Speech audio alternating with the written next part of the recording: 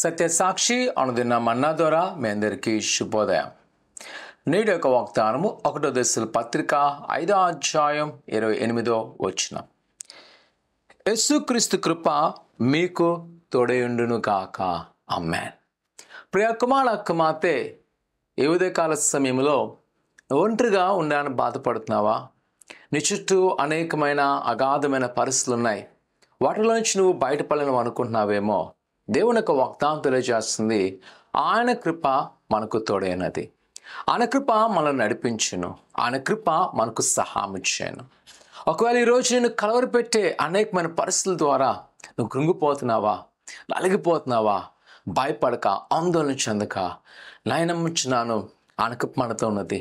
ఆయన కృప ఉండడం వల్లనే ఇజ్రాయెల్ ప్రజలు వారి బానిస బ్రతుకు నుంచి అనేకమైన అవరోధాలను ఎదుర్కొని వాగ్దాన దేశం రాబడినారు.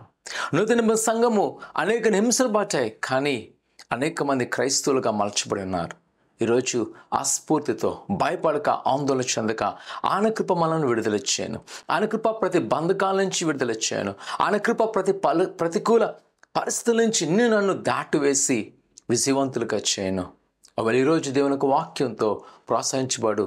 బలహీనపడవద్దు, నిరాశపడవద్దు, ధైర్యం తెచ్చుకో. ప్రార్థన చేసుకుందాం. పరిశుద్ధుడా ఘనమైన దేవానికి వందనాలు. నీ బిడ్డలైన వారు మీరు జ్ఞాపకం చేసుకోండి. నీ దీవెనాన్ని ఆశీర్వదింపండి. వారికున్న లోట్లు, వారికున్న అపాధలను, ప్రతి ఒక్క శ్రమలను నీ కృప ద్వారా విడుదల చేయండి. అలా నీ కృప వారికున్న ధైర్యం వారికి దయచేసి నడిపించి బలపరిచి నీ హస్తాల్లో భద్రపరచుకోమని యేసు నామమున తండ్రి, ఆమేన్. భయపడద్దు, ఆయన కృప మనతో ఉన్నది. దేవుడు బహుగా దీవించును గాక. ఆమేన్.